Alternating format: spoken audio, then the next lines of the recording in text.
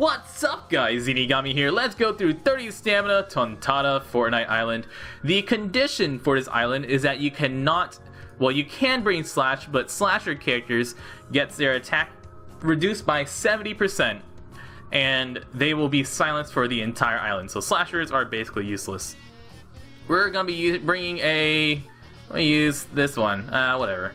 We're gonna bring a Fujitora friend on this island because why try when you can just use Fujitora? And Fujitora is a freaking monster. Your characters that you bring do not matter. The only thing that we care about is they're red, and that's it. The rest we can just ignore because Fujitora is stupid. I mean, Akainu, not Fujitora. Akainu is stupid powerful. Sorry. So all we do now is we click on our characters and then we win. The entirety of chat is correcting me that it's Akainu. I know, chat, I know. So there's stuff, if you have a slasher character, they will preemptively get silenced for 99 turns. And on stage 5 we're gonna have the mini boss, which is Gancho. The secret stage for this island is Wicca. Wicca will show up, deal 3,333 damage as a preemptive attack. So if you're using a double monster chopper team, make sure you have more than 3,333 health or else you might die to that preemptive attack. Other than that, we're just gonna be attacking, and we don't need to stall at all because we're using Akainu, and Akainu is stupid powerful. If you don't know what Akainu does, Akainu, his captain ability is basically boost the attack of your characters by 4 times if they have a red orb, which is stupid powerful. His special ability is boost the attack of everybody that has cost 50 and higher. Gancho. He has 250,000 hit points, the one we just killed because I completely blew through it because I'm not even paying attention to what I'm doing. He has 250,000 hit points. He will attack every turn for 3,300 damage after his second turn. And on turn 2, he will silence strikers and shooters for 2 turns. But if you just kill him, then it doesn't matter. I only have level 2. Oh, I don't want to do that. I want to see what anti-lock I have. I have level 2 anti-lock, which is what you want because Leo, who's the final boss, will preemptively silence 2 characters for 2 turns, 2 random characters for 2 turns, and he will he will lock your captains for 2 turns. So I'm gonna look for some red orbs because Akainu also boosts a chance of red orbs. As long as we get a few, we don't need that many, just a few, and we can one-shot Leo easily. There we go. So Leo locks our captains for 2 turns, silence 2 random characters for 2 turns.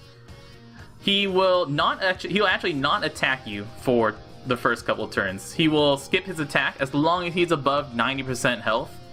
Once you get him below 90% health, he will enrage, attacking for 5,588 damage every single turn, and boosting his defense up to 30,000. So what you want to do is you want to just not hurt him, and then burst him down in 1 turn. Either wait out the bind and the silence, or use a special to get rid of silence, or just use characters that aren't silenced to burst him down. And if you get him below 20%, he will deal 7,250 damage and bind 3 random characters, including your captains, for 3 turns. So if you have a lot of health, you can actually just ignore both of those and just attack him as hard as you can. So even if he binds you, you can just tank the hit. And if you have a level 3 anti-bind, it doesn't matter.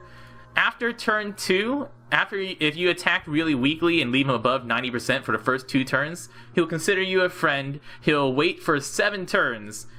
He will not attack for 7 turns, and he will give you all recovery orbs. So if you bring someone like Raid Boss Kuma, you can use Kuma's special to change all those recovery orbs into matching orbs and boost your orbs and then just kill things. But once again, we're using Akainu. I've talked for all this time, but we don't have to do anything with Akainu. All we have to do is click. And then Akainu just kills everything because he's stupid powerful.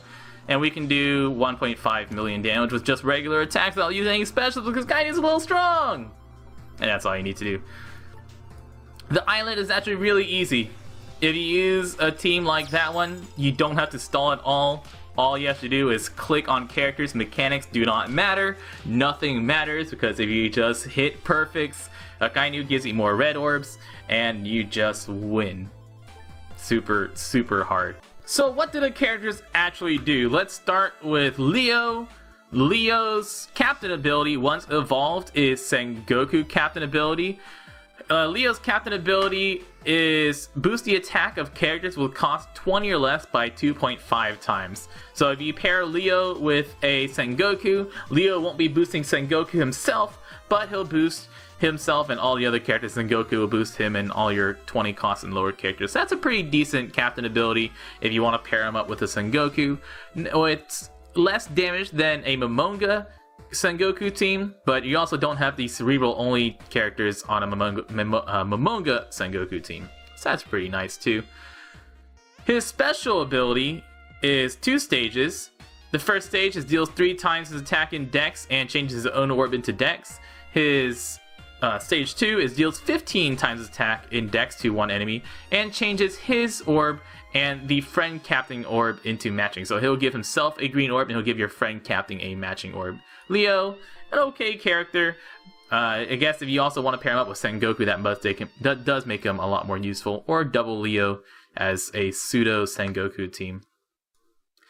Our mini boss is Gancho. Gancho's captain ability is pretty useless. He boosts the attack of strikers by 1.5 and heals 2 times his recovery at the end of each turn. His recovery isn't that high though, so it's not that great.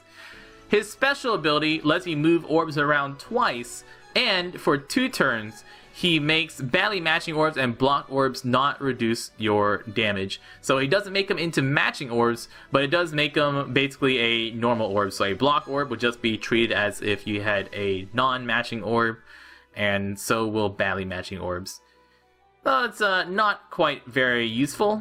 And Wicca's captain ability is like Bakura or Haruta, but with a very low chance. So Wicca, if you don't have a Bakura or Haruta yourself, Wicca does give you a chance of duplicating drops at the end of islands. If you don't know what that ability is, at the end of an island, if you use a Bakura, a Haruta, or a Wicca captain, then after you beat everything, you have a chance of making one of the items that you drop 2 times, or get an extra one for each of your captains. So you could get 3 raid bosses in a single run if you use a team like double Bakura or double Haruta, or Haruta Bakura or Haruta Wicca, or anything like that.